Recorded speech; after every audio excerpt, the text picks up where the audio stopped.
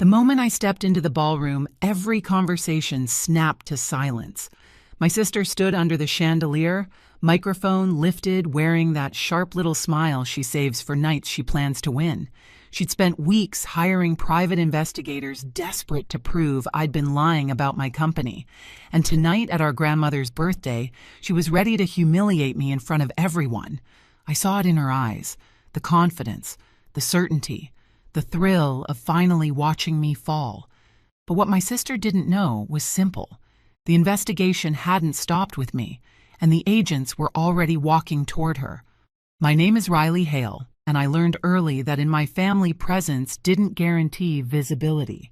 You could sit at the same table, breathe the same air, hear the same conversations, yet somehow still be the person no one remembered to look at. I wasn't ignored out of malice. I was ignored out of habit. My father, Mr. Hale, the type who built his authority on tradition, always assumed I'd eventually fall in line with whatever version of success he respected. My mother, Mrs. Hale, managed the emotional temperature of the house the way people manage thermostats. Quiet adjustments, guilt phrased as concern, expectations wrapped in soft voices.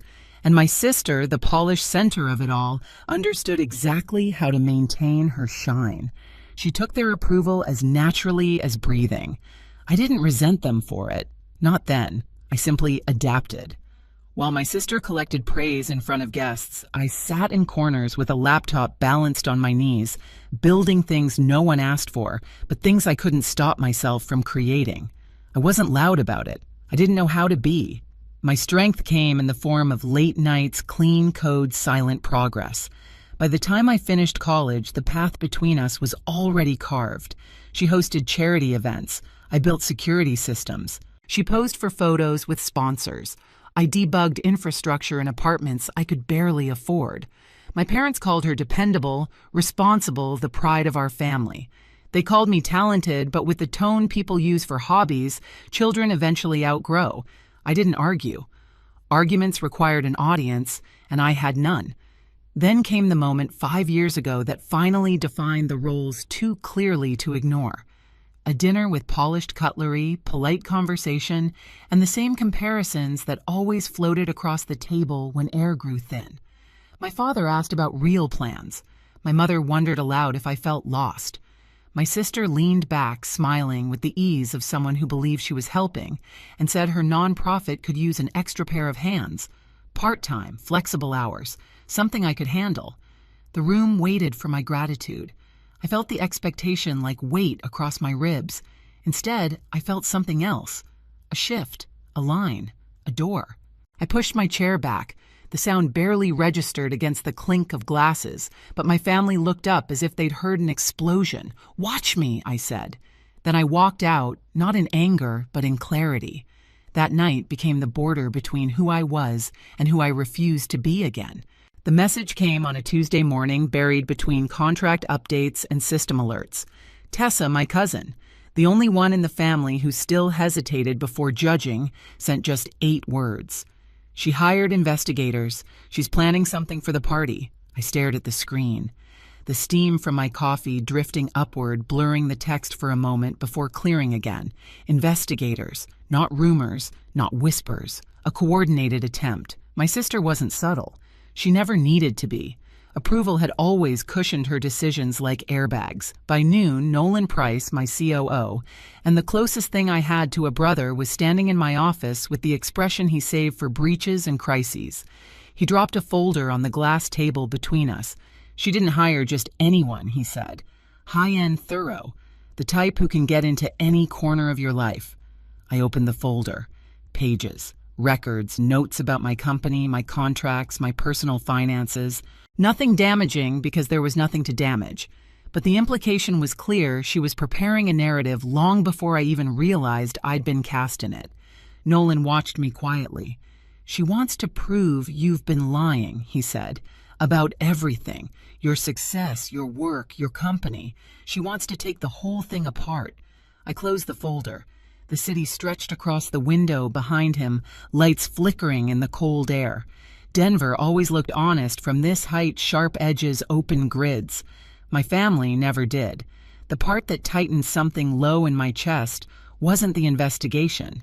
It was the next detail Nolan delivered slowly, like he knew how each word would land. She wants to reveal it at your grandmother's birthday. Publicly. The ballroom, the microphone, the audience. A repeat of the night I walked away, except this time she intended to end the story, not just twist it. I didn't shout. I didn't pace. I didn't even stand. I just rested my fingers on the folder's edge, letting the paper cool under my hand. My sister believed she was uncovering a truth. She didn't realize she was standing on one. I just smiled. I told Nolan more to myself than to him, because the investigation she started had already found something else, something bigger, and it wasn't about me. I didn't tell Nolan everything right away. Some realizations sit too deep, too old to voice the moment they surface. After he left my office, I stayed there alone with the folder, its weight thin but undeniable, while Denver's afternoon light shifted from white to gold to gray. My laptop hummed on the desk. The building's vents whispered. Somewhere on a lower floor, someone laughed, unaware that my sister was scripting a spectacle meant to end me. I opened the folder again.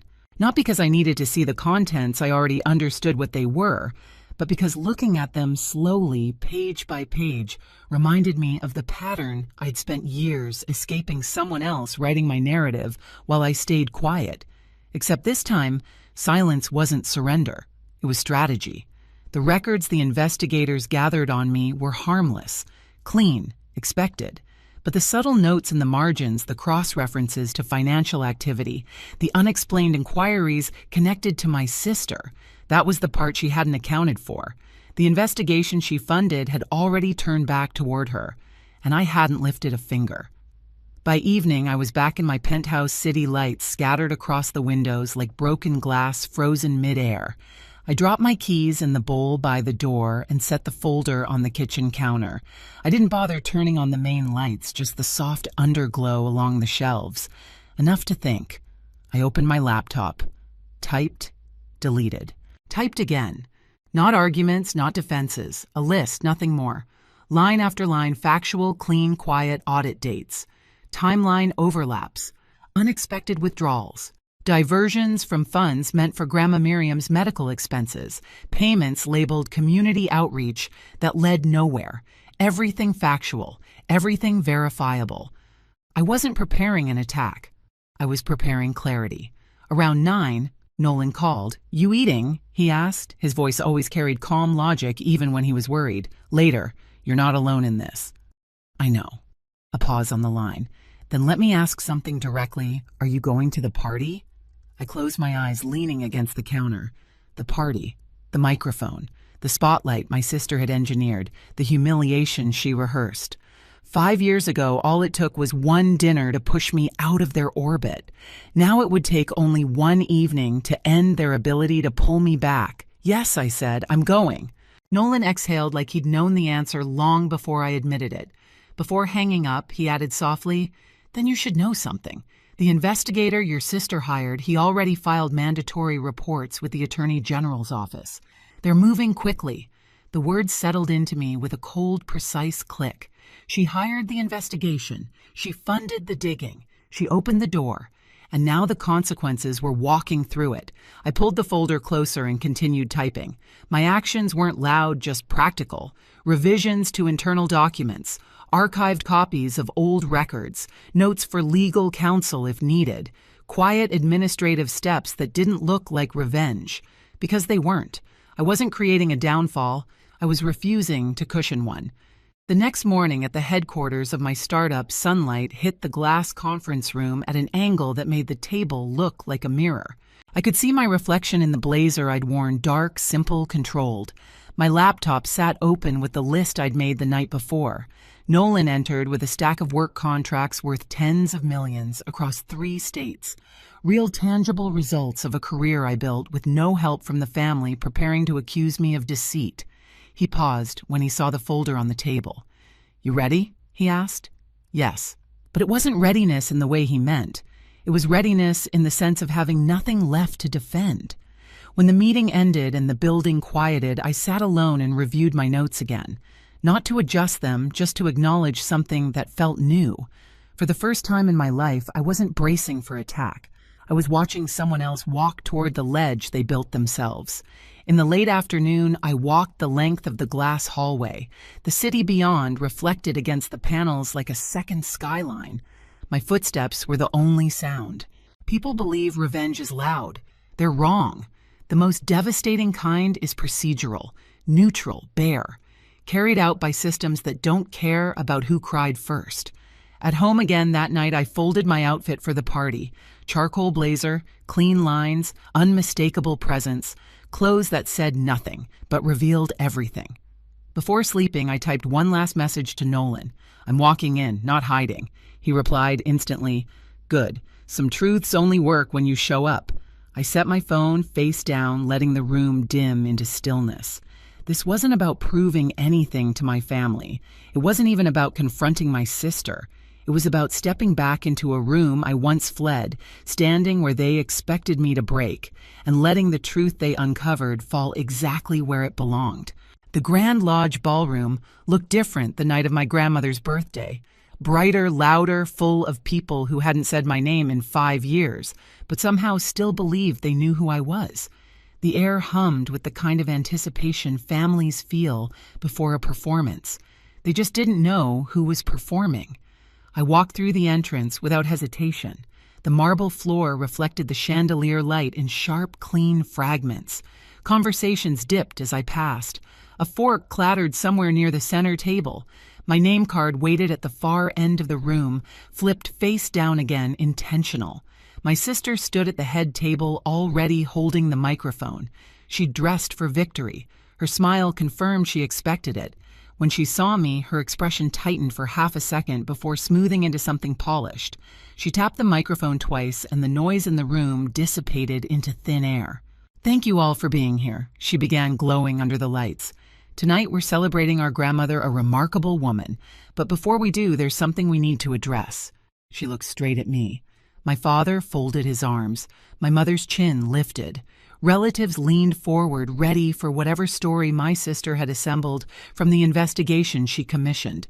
For months, she said there have been misleading claims circulating about success, accomplishments, and integrity. A ripple passed through the crowd. Eyes landed on me. Expected. And because our family values honesty, she continued, I took it upon myself to verify certain things. There it was, the curtain lifting. She thought she was unveiling me. I stood still at the back wall, arms lightly crossed, observing. No anger, no defense. My sister inhaled, prepared to deliver the final blow she'd rehearsed. But before she could speak, the ballroom doors opened. The sound was small, just a hinge, and a shift of air. But it silenced the room more thoroughly than any speech could. 3 city agents stepped inside badges, visible, posture formal. Their presence cut through the chandelier light like a cold current. Conversations died. Feet stilled. Someone whispered, "What's happening?" The lead agent scanned the room. "Is Ms. Hale present?" My sister lifted her chin. "Yes," she said, smiling again. "I'm right." The agent's voice didn't waver. "Ms. Hale, you are being detained for questioning regarding diverted donations and misused family funds." The microphone slipped slightly in her grip. "What?" There must be some mistake. But the agents were already approaching. Calm, procedural, unimpressed by pedigree or reputation. Gasps spread like heat through the room. My mother stood face ghost white. My father's jaw clenched so tightly the muscle jumped near his temple. "No," my sister hissed, stepping back. "She's the one lying. She's the one who—" The agent cut her off. "We have complete audit records. The report filed by the investigator you hired corroborates the findings." Silence. Perfect, devastating silence. Because the truth was undeniable. The investigation she paid for had exposed only her. As the agent secured a pair of handcuffs around her wrists, the metallic click echoed up into the chandelier, sharp final. Her eyes found mine across the room. Confusion, anger, fear. Not once did I move. Not once did I speak. Grandma Miriam rose from her seat, steady and clear. "I authorized an independent audit months ago," she announced. "Everything will be handled properly." My father stared at her, stunned. My mother swayed slightly, gripping the back of her chair. Cousins whispered. Aunts covered their mouths. The narrative had cracked wide open, and none of them knew how to gather the pieces. The agents guided my sister toward the exit. Her heels clicked against the marble in short, uneven steps. When she passed me, she slowed just for a second. This was the moment she had intended for me, a public ending, a humiliation framed as truth. Instead, she walked past the person she tried to expose, and I didn't flinch. The ballroom didn't breathe until the doors shut behind her, and for the first time in my life, the silence in that room belonged to me. 18 months later, the memory of that night doesn't arrive as a scene. It arrives as a sound, the metallic click of handcuffs echoing under chandelier light. A sound that used to tighten my chest now lands quietly like a reminder, rather than a wound. Life didn't change all at once after the ballroom. It shifted slowly, the way light moves across a room in the late afternoon, barely noticeable until everything looks different. The building that once housed my sister's nonprofit sits on a quiet street outside Denver. I bought it for a symbolic $1 after the board dissolved, then rebuilt it piece by piece into something else entirely, a digital safety center for kids who've never had access to that kind of protection. The irony isn't lost on me. Some foundations deserve to crumble so others can be built clean. On most mornings, sunlight cuts through the glass lobby in long, steady lines. I stand inside watching young students type their first lines of code or learn how to secure their online accounts. Their laughter fills the halls my sister once used for staged photos and donor meetings. This version of the building feels honest, uncomplicated, real. I still hear from Grandma Miriam. Never demands, just invitations, gentle ones. Last week she emailed Sunday dinner, no pressure. A sentence so simple it felt unfamiliar after years of obligation disguised as affection. I said yes. Driving across Denver that evening, the city felt softer than I remembered. Not because it changed, but because I finally stopped carrying old narratives like they were debts I still owed. At the red light on Colfax, I caught my reflection in the window, calm, steady, unhurried. Not triumphant, just unburdened. People assume justice feels like a victory parade. It doesn't. It feels like space, like air returning to a room you didn't know was suffocating you. After everything, my sister's name still comes up in whispers. Court dates, restitution, the slow machinery of consequences. But none of it tugs at me anymore. Not out of indifference, out of distance. I didn't win by proving them wrong. I won by stepping out of the version of me they insisted was true. And somehow, that quiet liberation became enough. Freedom didn't arrive with applause. It came in the form of quiet mornings, steady breath, and the simple realization that I no longer flinched at my own name. The family I grew up with had tried to define me by absence, by silence, by erasure. But distance taught me something they never expected: boundaries aren't walls. They're doors, ones I get to close or open on my terms. And now every step forward feels earned, calm, and finally mine. If you've ever rebuilt your life from the quiet up, you're not alone. Stay, listen, and join me for the next story.